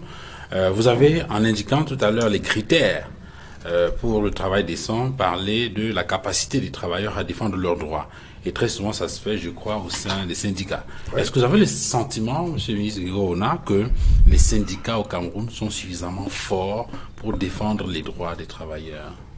Je ne sais pas à quel moment on est suffisamment fort ou suffisamment faible, mais je sais que les syndicats défendent leurs droits, puisque nous sommes obligés de négocier avec les syndicats. Enfin, quand il y a des problèmes. Nous posons la question parce que vous savez qu'avec la loi de 90 sur les associations, il y avait, je crois, des textes spéciaux qui devraient entrer en application. Les textes disaient, pour les partis politiques, les textes ça a marché, pour les syndicats, on attend toujours. Les textes disaient qu'une loi particulière serait faite pour les partis politiques et une loi particulière pour les syndicats. Lorsque je suis arrivé au ministère, j'ai invité les syndicats à travailler avec nous pour faire la loi sur les syndicats. Parce que le principe que le président Biya a arrêté, c'est qu'on ne peut pas faire une loi concernant un secteur sans associer les ténors de ce secteur. Donc nous avons invité toutes les 12 confédérations, on a travaillé, on a fait un projet qui a d'ailleurs été examiné par le comité de consultatif sur le travail et ensuite nous avons proposé au Premier ministre, et nous sommes en train de travailler avec les syndicats toujours, au niveau du Premier ministre. La dernière réunion que nous avons eue avec eux date, je crois, d'il y a 1 mois et demi ou 2 mois. Donc c'est un projet qui est assez avancé. Ce n'est pas un projet qui a été oublié, c'est un projet qui va se faire. Monsieur le ministre, il y a un dossier, certainement en attente, on ne sait pas si vous l'avez sur votre table, il y a sensiblement 189 huissiers en attente de charge depuis 1994. Qu'est-ce qui est fait au niveau de votre ministère, justement, pour leur permettre d'être intégrés? Parce que parmi eux, il y a ceux qui sont déjà presque à l'orée de leur retraite. Écoutez, monsieur Yopé, vous me posez un problème précis dont vous auriez pu m'informer avant que je n'arrive sur ce plateau. J'aurais pu passer 2 ou 3 coups de fil. Je vous aurais donné une réponse très précise. Vous savez bien comment sont gérés les huissiers, je suppose. Vous savez de qui ils relèvent. Vous savez comment ça fonctionne. Mais là, vous me posez vraiment, j'allais dire une colle, mais je ne peux pas vous répondre du cas de 180 huissiers qui seraient bloqués. Bon, ça c'est ce que vous dites que c'est bloqué. Peut-être que ce n'est même pas bloqué. Alors, je voudrais qu'on sorte par les questions de santé. Si Edmond ou Aloïs peut-être a une question, sinon on rentre dans les questions de santé, peut-être avec un lien toujours sur le travail. Est-ce que vous avez, je veux dire, quels sont les indicateurs, Monsieur le ministre Gaona, de votre point de vue, qui permettent de voir qu'au cours du septennat qui s'achève, du point de vue de la santé, le président candidat a tenu ses promesses? Je crois que le candidat, non seulement il a tenu ses promesses, j'ai tendance à dire qu'il a dépassé ses promesses, parce que le candidat, il a non seulement amélioré la carte sanitaire du Cameroun. Vous avez vu durant ce septennat les hôpitaux généraux qui ont été construits, les centres des urgences qui ont été construits, les laboratoires ou les centres d'hémodialyse qui ont été construits. J'arrête là la liste. C'est pour vous dire que au plan de la santé, sans compter toute l'amélioration, les facultés qui ont été créées de formation pour les jeunes qui se forment comme médecins, comme pharmaciens, comme dentistes, comme infirmiers. Je crois que pourtant il manque toujours des médecins dans mais vous savez que le quota des médecins par habitant n'est pas simple à atteindre. Dans un vieux pays comme la France, moi je suivais la semaine dernière des endroits qui manquent de médecins. Vous n'imaginez pas ça. De façon aussi criarde, Monsieur le ministre? Non, je vous dis quand même, dans Monsieur un le vieux ministre, pays comme ça, on manque de médecins, pas dans un endroit, dans beaucoup d'endroits. Donc moi je dis, si vous voulez regarder le septennat, vous voyez que le président Biya a fait plus que ce qui était envisagé de faire. Et qu'en est-il du plateau technique, Monsieur le ministre? Ben, le plateau technique s'est amélioré. Tout ce Parce que qu'il y a je vous dis toujours là. des ponts du régime qui continuent à se soigner du Cameroun. Mais écoutez, je sais que c'est un problème sur lequel vous voulez un peu railler le régime en disant les ponts. On se soigne là où on veut se soigner, monsieur. Tout le monde Moi, n'a je pas peux pas accès aux vous soins de qualité, imposer. monsieur. Moi, je peux pas vous imposer un médecin. Vous ne savez pas ça? On se soigne là où on peut se soigner. D'abord, chaque citoyen a la liberté, y compris vous. Monsieur le ministre, Personne ne choisit un médecin pour vous. Il y a un problème à ce niveau-là. Donc, ne pensez pas que c'est seulement les membres du gouvernement qui vont se soigner. Vous voyez pas le nombre de personnes qui n'ont même rien à voir avec le gouvernement qui rentrent d'Europe se soigner? Mais justement, cela pose un autre problème. Est-ce que vous monsieur le savez que la plupart des hôpitaux classiques, j'allais dire même les hôpitaux centraux, généraux et même des références, ne sont pas à la portée du Camerounais moyen. La conséquence, c'est que beaucoup de patients qui sont traités sont retenus en captivité dans certains hôpitaux, Ça, y compris des femmes qui viennent d'accoucher au Cameroun. Bon, ça, c'est ce qu'on dit, hein, vous savez. Il y a des faits, il y a des cas. Monsieur le ministre, le ministre de la Santé a récemment fait une sortie là-dessus pour indiquer qu'il y avait des mesures qui étaient prises justement en faveur de ces femmes. Est-ce que c'est normal, monsieur le Il y ministre? a des mesures qui sont prises. Écoutez, il y a ce qu'on appelle l'assistance sociale dans nos hôpitaux. Vous savez ça. Si vous arrivez et que vous ne pouvez pas payer, c'est à vous de démontrer que vous ne pouvez pas, que vous êtes indigent. C'est quand même à soi-même de démontrer qu'on est indigent. Et quand on est indigent, le médecin de l'hôpital, les structures de santé savent ce qu'ils doivent faire. Alors, n'accusez pas pour accuser. Monsieur le ministre, il est arrivé à plusieurs reprises que des malades soient abandonnés aux urgences simplement parce qu'ils n'avaient pas encore payé, ne serait-ce que ce qu'ils appellent, notamment ici à Douala, des codes. Et ce sont des cas récurrents. On connaît des personnes qui en ont été victimes. On n'aimerait pas les citer sur ce plateau. Est-ce que vous ne pensez pas qu'à ce niveau, il y a des efforts que vous devez déployer? Alors, moi, je vais vous dire, si cela est vrai, ce n'est pas ce que la politique du président recommande. Maintenant, est-ce que c'est vrai? Je n'en sais rien. La politique du président est claire. Je viens de vous parler des indigents, là. Vous n'allez pas demander au président candidat de venir régler ce genre de problème. Il y a tout est mis en œuvre pour que les choses marchent comme elles doivent marcher. Et quand ça ne marche pas, on accuse qui? Ah, c'est vraiment le sommet, monsieur le ministre. Donc, bon, on a coutume de dire que le poisson pourrit par la tête. Ne faisons rien, comme ça le sommet va tout régler, c'est ça. Monsieur le ministre, il y a un problème. On évoquait des évacuations sanitaires.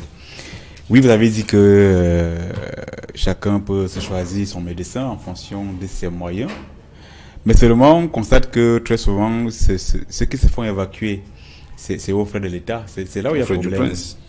Voilà. Et donc, du coup, on se dit, mais pourquoi, en certains ans, on a réussi, ça c'est une évidence.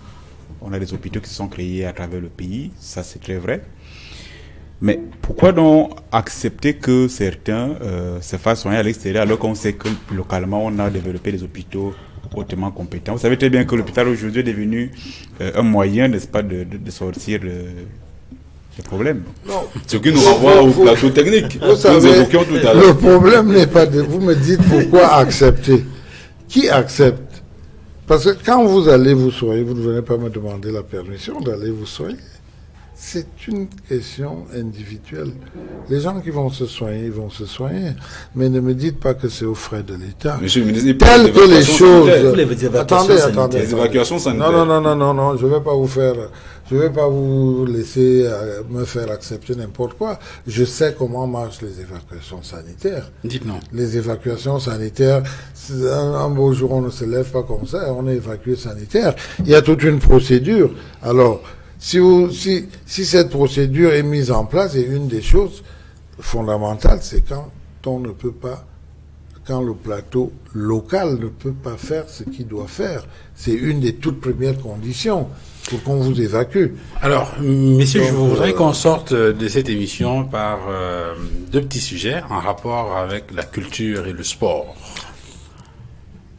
Mais moi, je voulais quand même vous dire en termes de santé que beaucoup de choses a été fait, et une des ambitions que le président Biya, il marque dans sa profession de foi, c'est d'accélérer pour qu'il y ait une protection sociale, médicale, une couverture santé universelle pour tous. Et là-dessus, un comité a été mis en place, présidé par le ministre de Santé. J'en suis un des vice-présidents. Ce comité a déjà défini des pathologies, a déjà défini des procédures de soins, a déjà défini même les plans financiers à mettre en place. Le problème, le président Biya veut que la couverture santé universelle soit pour le plus grand nombre. C'est pas seulement pour ceux qui travaillent, mais aussi pour ceux qui ne travaillent pas. Et on est très avancé, et je crois que ça va être une des meilleures évolutions. Il ne s'agit pas de dire les soins seront gratuits. Aujourd'hui, la dépense de santé, elle est de l'ordre de 800 milliards aujourd'hui. Malgré tout ce qui ne marche pas, on met quand même près de 800 milliards là-dedans.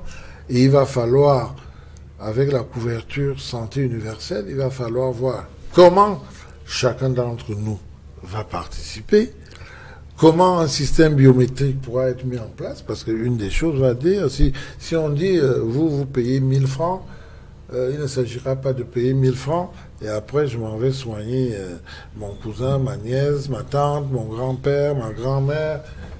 Il faudra un système biométrique qui permet vraiment de limiter les dégâts. Et ça, c'est très avancé, c'est quelque chose qui se fait. C'est ça qui est important de voir vers où on est en train d'aller en ce qui concerne la couverture santé universelle avec le président Paul Biya. Il a fallu du temps, comme dirait quelqu'un. Ça fait quand même 36 ans. Mais il est arrivé. C'est ça qui compte. Encore que le ministre dit qu'on est en train de travailler là-dessus. Donc, je vous ai déjà donné des résultats auxquels on est parvenu. À l'heure où je parle, on a déjà parvenu à ces résultats. Maintenant, il faut se prononcer sur cette partie financière. Qui va payer et comment pour ceux qui n'ont rien à payer? Parce que ça existe des gens qui n'ont rien à payer, qui ne peuvent pas payer. Il faudra que l'État paye pour eux.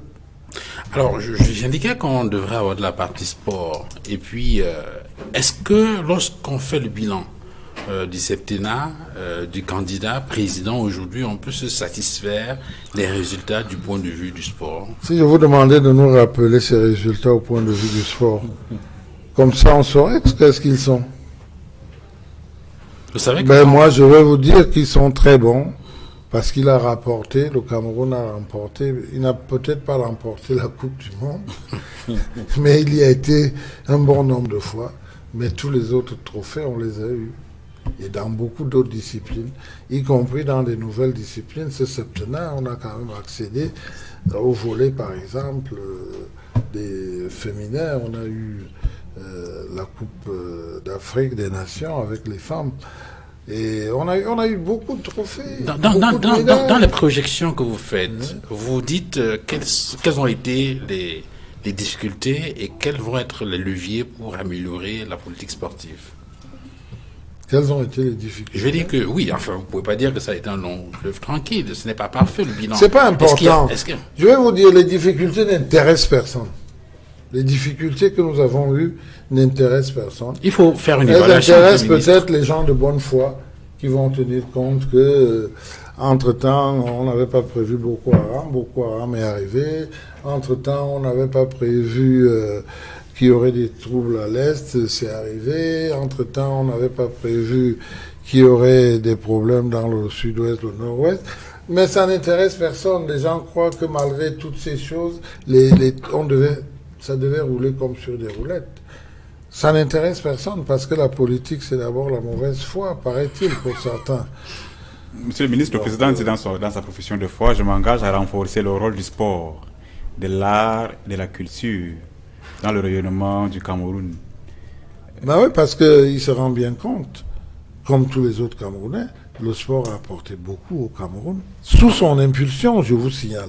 C'est sous son impulsion qu'on a connu les plus grandes victoires du Cameroun. Il va renforcer cela. Il a créé déjà une académie du football. Ça, c'est déjà du concret, c'est fait. Et il va renforcer. Il va créer d'autres choses. Et dans les nouveaux établissements qui sont construits aujourd'hui, on exige qu'il y ait des aires de jeu. Vous voyez, des gens ouvrent des écoles. Il n'y a même pas de cours de récréation. C'est pas bon. Hein? Donc, ce genre de choses devrait être, j'allais dire, interdit, j'allais dire banni. Donc, il va renforcer. La culture, il y a un ministère de la culture et des arts. Ça aussi, ça permet de parler du Cameroun partout dans le monde. Notre culture. La culture, Elle peut se vendre. Elle peut rapporter. Je mise en matière de culture, que fait le Cameroun pour nous ramener les œuvres d'art qui ont été volées? Qu'est-ce qu'il va faire? C'est ça qui vous intéresse aujourd'hui, Oui. pour que vous puissiez aller voter. Parce qu'il y a des œuvres d'art, qui appartiennent au Cameroun, qui ont été emportées par les puissances qui sont venues au Cameroun du temps du protectorat, Alors, du temps du mandat, comme de la tutelle. je- On n'en parle pas. On n'en parle peut-être pas, mais je disais que c'est ça qu'il faut que vous sachiez. Qu'est-ce qui va se faire pour que, après-demain, vous puissiez aller voter pour Paul Biya. Le régime de Paul Biya, s'il est réélu, va se battre pour conquérir tout ce qui peut être à nous, mais qui peut surtout être utile au Cameroun, même en restant là où ça se trouve. Parce que, comme vous savez, c'est des problèmes juridiques importants. Ça peut se négocier, mais ça peut aussi se prêter. Ça peut revenir, mais ça peut aussi se prêter, ça peut s'exploiter. Mais il faut dire que ce soit dans les matières sportives, que ce soit dans les matières d'art, le président Biya a donné une priorité importante. Regardez le sport féminin. Regardez les jeunes, on va dire le sport, c'est en général les jeunes, mais les femmes.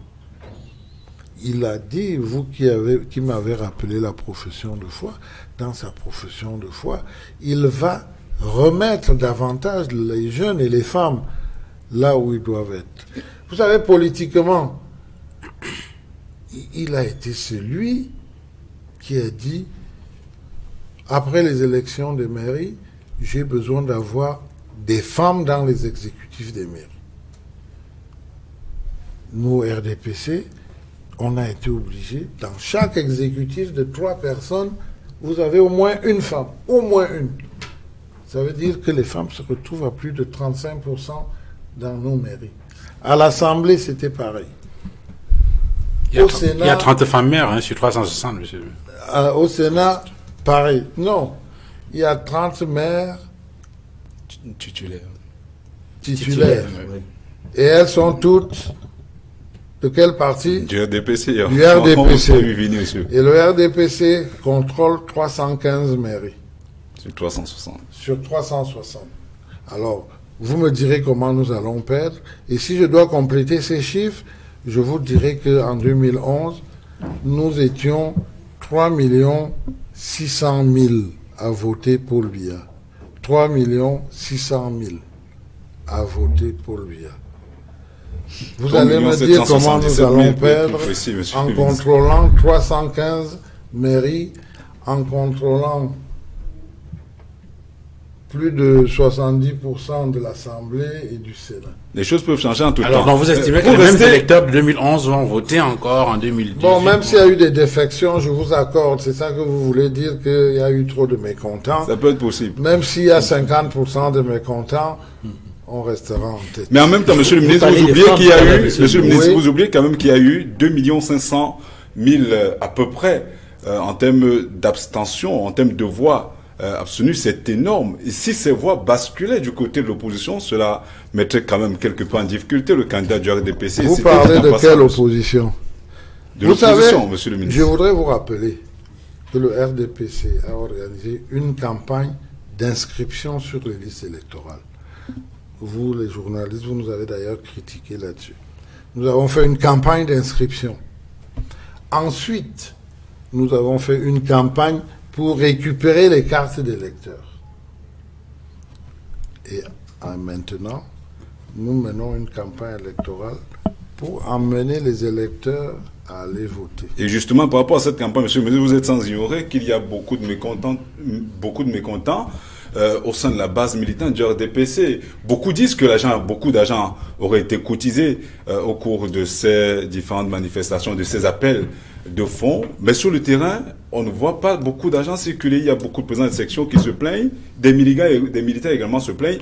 N'avez-vous pas peur que cela puisse avoir un impact assez négatif sur le vote de jour du scrutin? L'argent ne doit pas circuler. Ce n'est pas ça l'objectif de l'argent. Ce n'est pas ce que nous voulons. Il faut en sortir.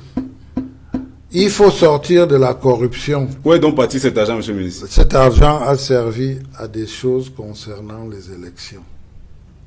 Il s'agit de quoi exactement? Il s'agit tout simplement de ces gadgets. Il s'agit des gens qui se déplacent, ils ont besoin de carburant. Il s'agit de, par exemple, garantir que notre représentant, il doit rester là pendant toute la journée pour regarder le vote et signer le PV. Il lui faut un sandwich. Semble-t-il que vous aviez habitué vos militants utiles. Au contraire? Écoutez, je vois que vous êtes très amis à des militants du RDPC. Nous faisons notre rôle, on s'approche dites-leur qu'ils n'ont pas bien compris et que moi je vous ai expliqué. Et expliquez-leur que l'argent n'était pas fait pour circuler. Si on leur avait dit peut-être que ce problème ne se poserait pas. Non, ils savent. Le président Biya est arrivé et il a dit d'arrêter ça. Ça s'appelle la corruption. Et il n'a pas arrêté de dire que ça doit s'arrêter. Vous comprenez? Et il dit encore dans sa profession de foi que vous me rappelez. Oui, que je voudrais même encore vous rappeler parce qu'il y a 3 points sur lesquels je voudrais que nous revenions pour que les gens comprennent exactement ce que vous avez. Et surtout qui est à la limite un chronogramme, puisque c'est encore des mots, mais on sera encore plus accroché si on dit aux Camerounais que d'ici 2 ans, 3 ans, voilà ce qui sera fait. Par exemple, il dit, je m'engage à améliorer les conditions de consolidation de la compétitivité sportive nationale. Je m'engage à poursuivre la construction et la maintenance des infrastructures sportives. Je m'engage à mettre en place un statut de sportif de haut niveau. Bon. Bien. Vous savez que ce statut, je vais commencer par la 3e chose. Vous savez que ce statut se dessine déjà à travers un sportif de haut niveau, aujourd'hui ambassadeur itinérant quand même. Il y en a qui sont quand même aussi morts dans Bon, la misère totale. il y en a qui sont morts dans la misère totale. Voilà. Justement, le président dit, on m'a rendu compte de cela. On lui a rendu certainement compte du fait qu'il y a des sportifs de haut niveau qui sont morts. Il dit, il va donc maintenant, il va créer un statut pour ces sportifs de haut niveau. Mais là, Semble-t-il que cela ne concerne que le football, monsieur le ministre. Pourquoi ça ne concerne? Qui a dit Parce que justement, il parle beaucoup, du football. Il y a beaucoup. Mais écoutez, quand il parle de ceux qui sont morts dans des conditions difficiles, malheureuses, vous ne parlez pas que du foot. Il y a eu des boxeurs. Jusqu'à présent, Ceux qui ont été d'ailleurs les premiers à nous ramener des médailles olympiques ici. justement, Donc, à ce niveau, qu'est-ce qui le est fait pour président accompagner Biya les est autres clair, athlètes? il parle du sportif de haut niveau. Parce que quand on regarde justement les handballeurs qui continuent à se plaindre d'avoir glandé beaucoup Vous connaissez un sportif? de Est-ce que vous connaissez un médailles, beaucoup de Camerounais? lauriers, mais qui ne sont Vous pas... connaissez un Camerounais qui ne Puis, se plaint pas? Est-ce que vous connaissez un seul qui ne se plaint pas? Mais le problème n'est pas que les Camerounais se plaignent. Ils s'engagent à créer ce statut. Il va le créer. Il avait dit qu'il n'y a pas de sport dit mineur, encore moins de sport réservé.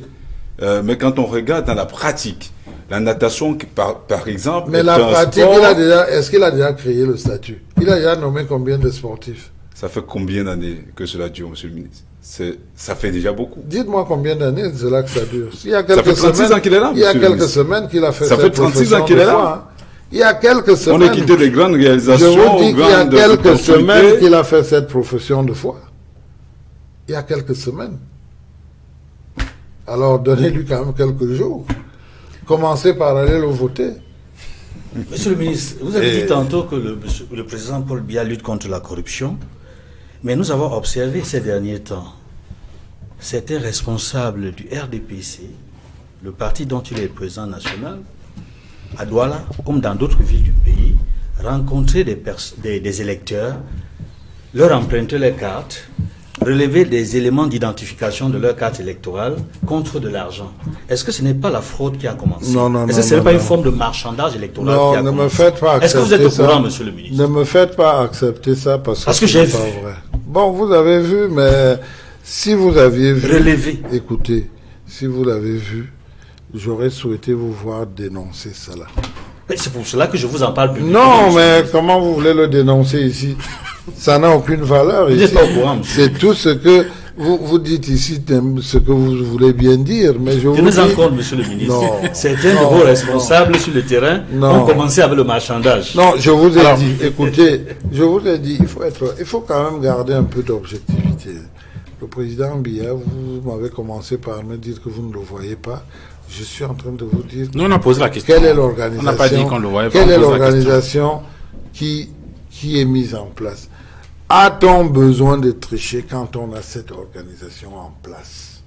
A-t-on vraiment besoin de tricher? Vous avez 315 communes que vous contrôlez à 100%.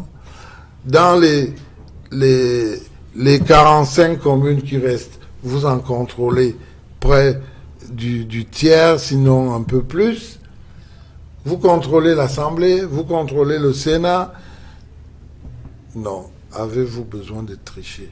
Vous avez mené une campagne pour inscrire, vous avez mené une campagne pour récupérer les cartes. Les cartes. La seule chose qui nous reste à faire, et c'est elle que moi j'invite les RDPCistes à faire, la seule chose qui nous reste à faire, c'est le 7 au matin, on va voter. Mais quand on regarde la C'est mobilisation la sur seule le terrain, chose. monsieur le ministre, on a peur du syndrome de 1992. Quel syndrome? Vous savez ce qui s'était passé en 92. Qu'est-ce qui s'était passé? Rappelez-nous. Mais justement, Il y a des On gens a qui vu les n'étaient forces pas là. on a vu mobilisées, le bruit des autour des partis meetings de géants. On a Mais l'impression écoutez, que- vous avez Et des l'histoire de milliers- la victoire volée des justement, Lidjan on parle de la Fondi. victoire volée. Écoutez, moi je vais vous dire, vous vous observez avec un regard peut-être parti pris, Du tout. mais moi je regarde ces meetings. Je vois plein de jeunes de 14, 15, 16 ans qui sont dans ces meetings. Ils ne peuvent même pas voter, ils n'ont Monsieur le même pas ministre, l'âge, ils on a n'ont vu pas le de contraire carte. sur le terrain. Non, moi Nous étions j'ai... sur le terrain. Alors, Nous, écoutez, nous on a intérêt à suivre tous les meetings de près. D'abord, parce que nous sommes partout. Partout où se passent ces meetings, le RDPC est présent. Donc nous, on suit ces meetings de très près. Et nous avons même Parmi ces gens qui vont à ces meetings, il y en a qui connaissent ceux du RDPC. Donc nous les suivons de très près. Parmi ceux qui participent dans nos meetings, il y a des militants du RDPC, vous voulez dire? Oui, il y a des militants du RDPC. Sans écharpe, bien sûr. Sans écharpe, forcément. Dans les meetings de l'opposition. Pourquoi Bien pas? sûr, c'est ce qu'il veut dire. Pourquoi pas? On va s'arrêter là. Mais avant de partir... Il faut toujours savoir... Les candidats de l'opposition. Non, on ne les soutient pas, on va observer. On observe. Comment on fait pour savoir que ces jeunes ont... C'est pas à la télé, hein. C'est pas par la télé qu'on sait qu'il y a des gens qui ont 15, 16 ans ou 17 ans. Ils ne votent pas, vous savez qu'il faut 20 ans pour voter. Alors, on va sortir de l'émission, mais avant cela, on va vous donner quelques minutes, monsieur le ministre, comme ça a été le cas avec les autres, pour vous adresser aux électeurs camerounais pour le compte de votre candidat Paul Biya, que nous n'avons pas eu la chance de recevoir sur ce plateau au cours de cette émission Étoudi 2018, alors qu'on a reçu d'autres candidats à l'élection présidentielle. On va donc, puisque vous le représentez, prendre la parole pour parler aux électeurs et leur dire pourquoi ils doivent voter le 7 octobre prochain pour le candidat du RDPC. Vous avez la parole en regardant la caméra qui est devant vous. Ben, écoutez, je vous remercie d'abord de nous avoir invités. Nous nous réjouissons de ce qui se passe actuellement au Cameroun. Moi, je dois vous dire que je suis particulièrement fier de voir ce qui se passe en ce moment au Cameroun. Parce que je vois des jeunes qui sont candidats à une élection présidentielle, qui parlent librement.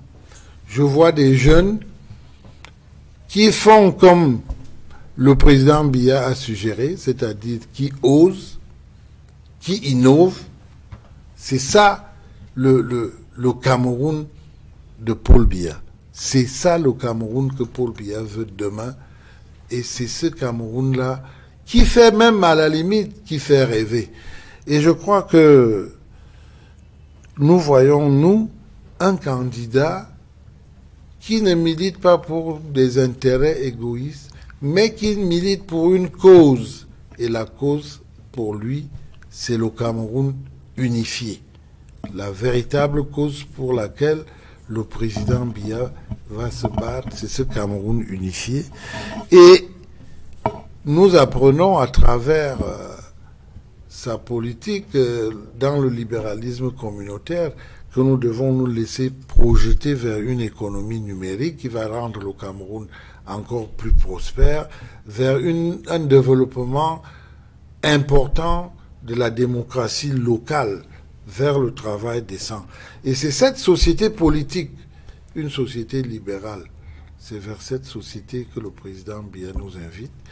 Et nous pensons qu'il est vraiment bon que les Camerounais qui peuvent lui faire confiance, lui fassent confiance. Nous n'avons pas peur de l'opposition. Pourquoi? Parce que nous n'avons pas vu dans cette opposition des candidats qui soient réalistes, qui disent la vérité, et ils ont parlé de plus en plus de faire une coalition. Et moi, je dis, même une coalition à 8 ne pourrait pas ébranler le camp du RDPC. Nous sommes sûrs que nous vaincrons. La seule chose qui peut nous empêcher de vaincre, c'est si nous n'allons pas voter. Et c'est pour ça que je dis tous les RDPCistes, tous les sympathisants, je vous ai parlé tout à l'heure, mais ajoutez à ces sympathisants et les RDPCistes, je vous demande d'ajouter tous les partis alliés, qui sont des grands partis, l'UNDP, le mouvement progressiste, l'ANDP, le FSSC, tous ces partis vont voter pour Paul Biya. Donc moi je dis, nous sommes sereins et nous allons attendre très patiemment les résultats. Tant pis pour ceux qui demandent aux gens de descendre dans la rue, mais j'aimerais leur dire qu'ils n'ont pas le monopole de ce qu'ils souhaitent faire. On va s'arrêter là pour ce soir en remerciant le ministre Grégoire Orona d'avoir accepté de venir échanger avec nous sur le plateau d'Étoudi 2018. Infiniment merci. Je vous en prie de m'avoir invité. Merci. Merci également à vous, Edmond Kamga. Vous êtes journaliste à La Nouvelle Expression. Merci d'être venu sur ce plateau. Merci également à vous, Thierry Nyopé, d'avoir accepté de venir interroger le ministre Grégoire Ona. Merci également à Louis Onana d'avoir accepté, d'avoir trouvé du temps pour venir échanger avec nous. Merci à vous, madame, monsieur, d'avoir suivi cette autre livraison d'Etoudi 2018. Excellente soirée à tous et à très bientôt. Au revoir.